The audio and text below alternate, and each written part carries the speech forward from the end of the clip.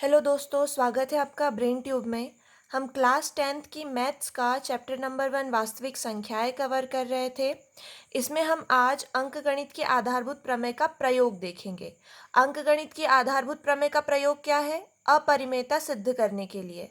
अब अपरिमेयता सिद्ध करने के लिए पहले हमें परिमेय संख्या क्या होती है और अपरिमेय संख्या क्या होती है ये पता होना चाहिए। तो परिमेय संख्या वे संख्याएं होती है जिन्हें p बटे क्यू के रूप में लिखा जा सकता है, जहां पर q 0 के बराबर नहीं होना चाहिए और जो p है और q आपस में विभाजित नहीं होने चाहिए।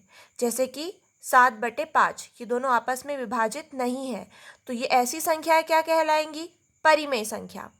और अपरिमेय संख्याएं वे संख्याएं होती है जो पूर्ण वर्ग नहीं है, जैसे कि कर्णी 2, कर्णी 3, कर्णी 5। ये सब पूर्ण वर्ग नहीं है। अगर ये पूर्ण वर्ग होती तो कर्णी के बाहर निकल के आ जाती, लेकिन ये पूर्ण वर्ग नहीं है, इसीलिए कर्णी में है। अब अंकगणित की आधारभूत प्रमेय का क्या प्रयोग है अपरिमेयता सिद्ध करने के लिए, देखते हैं। हमारे सामने एक सवाल है कि सिद्ध कीजिए कि कर्णी 5 एक अपरिमेय संख्या है। कर्णी 5 एक अपरिमेय संख्या है, हम जानते हैं, क्योंकि कर्णी 5 पूर्ण वर्ग नहीं है, तो ये अपरिमेय संख्या कहलाएंगी। अब इसे सिद्ध करना है। सिद्ध कैसे करेंगे? हल। अब इसे सिद्ध करने के लिए हम मान लेते हैं कि कर्णी 5 एक परिमेय संख्या है।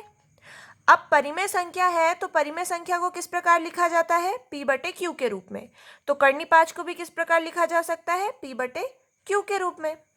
तो कर्णी 5 बराबरी से लिखना पड़ेगा p बटे क्यू। और हमें पता है कि p और q आपस में विभाजित नहीं होंगे। ये आपस में विभाजित नहीं होंगे और इनके बीच इसीलिए कोई उभयनिष्ठ गुणनखंड नहीं होगा, से केवल एक ही उभयनिष्ठ गुणनखंड होगा। ये दोनों एक से विभाजित होंगे, p और q एक एक से ही विभाजित होंगे और किसी अन्य संख्या से विभाजित नहीं होंगे। ठीक है, तो अब करते हैं।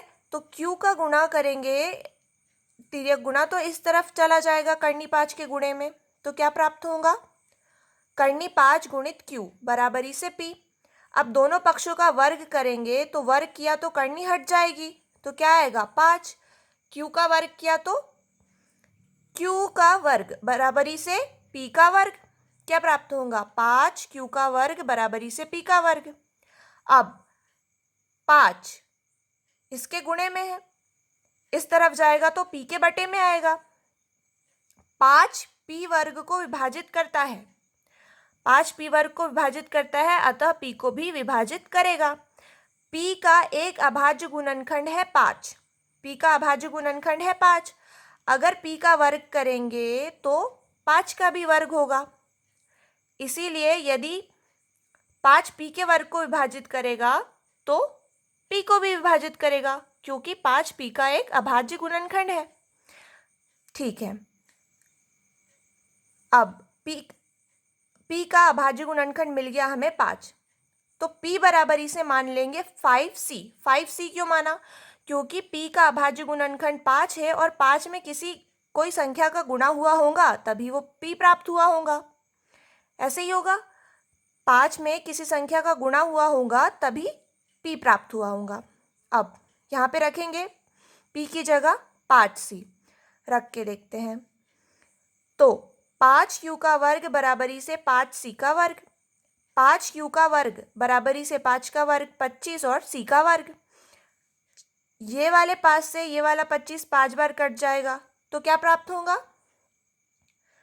q का वर्ग बराबरी से 5c का वर्ग। क्या प्राप्त होगा? q का वर्ग बराबरी से 5c का वर्ग। मतलब कि ये जो 5 इसके गुणे में है वो q का वर्ग के बटे में आ जाएगा।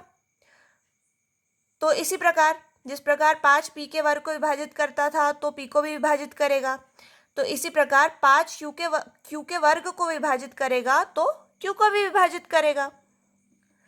ठीक है, तो p का एक अभाज्य गुणनखंड 5 प्राप्त हो रहा था, तो अब q का भी एक अभाज्य गुणनखंड 5 प्राप्त हो गया।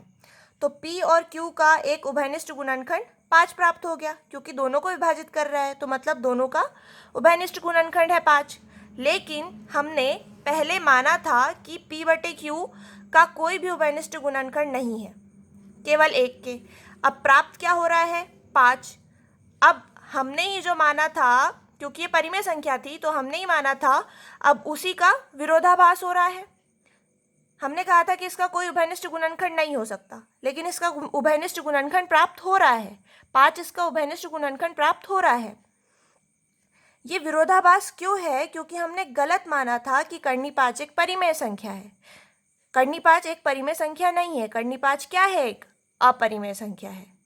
अगर कर्णी 5 एक परिमेय संख्या होता तो इसके 2 गुणनखंड प्राप्त नहीं होते। कर्णी 5 एक अपरिमेय संख्या है, इसीलिए निष्कर्ष निकलता है कि कर्णी 5 एक अपरिमेय संख्या है। इससे रिलेटेड आपके जो भी सवाल है आप कमेंट सेक्शन में पूछ सकते हैं। अगर आपको ये वीडियो पसंद आया है तो इस वीडियो को लाइक कीजिए, शेयर कीजिए, चैनल को सब्सक्राइब कीजिए। Thank you.